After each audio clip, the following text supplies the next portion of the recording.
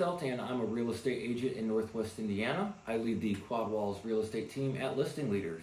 Today I'm going to help you understand the difference between assessed value and market value on your property. We're going to get started by taking a look at the big differences between these two items. First, assessed value's use is to help the local taxing authority determine your property tax liability. Market value's use is to help you as a seller understand what your home is worth in the open market, or to help a buyer understand what they should be paying for your home in the open market. For the valuation method, for assessed value, that can vary widely depending on what state you are in and how your state evaluates assessed value. Here in Indiana, it's kind of a sum of the parts type of situation where they look at the overall footprint of your home, an evaluation of the number of plumbing fixtures you have, and its overall size.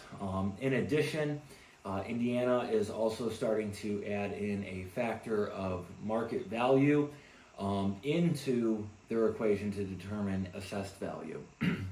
The valuation method for market value is typically comprised by a comparative sales model where an appraiser or a real estate agent providing a broker price opinion looks at past sales of comparable nearby homes to come up with a likely valuation for your home, and then adding to that or subtracting from that based on features and conditions or updates in your home. Market influence, assessed value really has no influence on the market value for your home.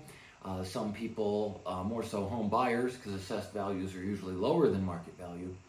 Some home buyers who are lesser experienced might try to bring that up in the conversation a lot, but really, as you're making offers on homes, don't look at the assessed value at all, because it really does not have an effect on market value. Market value's effect on the market is incredibly high, very significant effect there. It's basically those two things line up with each other. What are the financial implications? The financial implications of a higher assessed value are likely a higher property tax liability.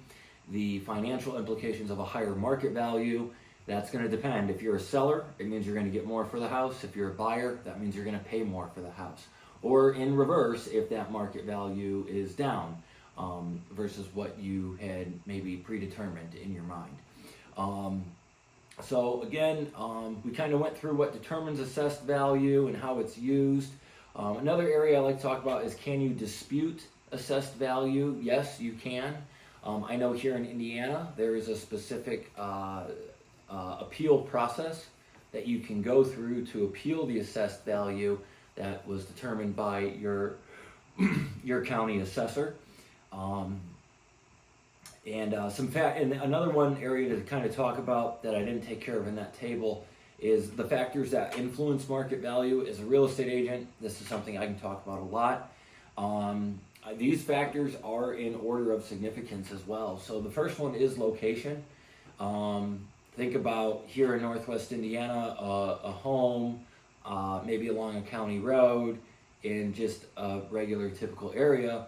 Take that exact same home, pick it up, put it on the shoreline of Lake Michigan, it's going to be worth substantially more. So the number one factor affecting any property's value, market value, is location. After that, number of bedrooms. The more you have, the higher the value. Then the number of bathrooms. Also, the more you have, the higher the value. Next variable that I think has the next most effect on market value is your above ground finished square feet. And then after that, the total finished square feet. So this would include any square feet in a finished basement. After that, home design. So home design would be like ranch, bungalow, 2-story, split level, those types of things. And then after that, I would say age of the home. And as you look at age of the home, there's a difference between a home built 80 years ago that last received updates like to finishes and things 40 years ago versus a home from 80 years ago that was just updated with all of its finishes getting updated in the last 5 years. The 80-year-old home with the more recent updates will typically be worth more. However, a new construction home from 5 years ago with all the same finishes that the 80-year-old home received also 5 years ago, that new construction from 5 years ago is usually going to be worth more. After that, upgrades and improvements. Again, this kind of goes into updated finishes and major component systems, HVAC systems, roof system, water heater. If those things have been replaced, those will improve your value. Then after that, I would include accessories. Accessories to me would be an extra building, an extra storage building or extra detached garage, an in-ground pool, really elaborate landscaping, 3 seasons, 4 seasons room, elaborate patio, elaborate outdoor cooking stations, things like that is what I would consider as accessories that are likely to greatly affect market value, and having those is most likely to increase your home value. And then lastly is lot size, and there's many people that feel lot size should be a lot higher on the list. After being a real estate agent for nearly 8 years, what I've learned, at least here in Northwest Indiana, is the home on a half an acre and then the exact same home on, say, 1 acre or 2 acres, they're typically worth pretty close to the same. That extra acre, acre and a half really doesn't do a whole lot to move the needle. Where you start seeing lot size really affect market value and pull it higher, kind of start thinking, at least again here in Northwest Indiana, start thinking in like the 5 acre increments, 10 acres, 15 acres. There's going to be exceptions. Say you had a home up in the Michiana Shores area or Long Beach. A lot of homes there are on smaller lots, but there are some homes that when they were originally built or over time, they actually have 3 or 4 or 5 adjoining lots, which makes it very unique for the area. There again, you will see where lot size pulls things up, pulls market value up, but you have to have something meaningfully more than what most people around you have. That would probably be the best way to say that. What is the related? Another thing to talk about is the relationship between assessed value and market value. The two kind of interact with each other a bit. If your market value is going up, it's very likely your assessed value is going up. And when your assessed value goes up, your tax liability is going to go up. And then that starts to cut the other way. As your tax liability increases, this will cause home buyers to have to qualify for an even higher monthly payment in order to purchase your house. Say your home is a $400,000 house with a $4,000 annual tax bill. Now a year later, let's say it's still just a $400,000 house, but for whatever reason the property taxes went up by say $2,400, and now you have a tax bill of $6,400 a year.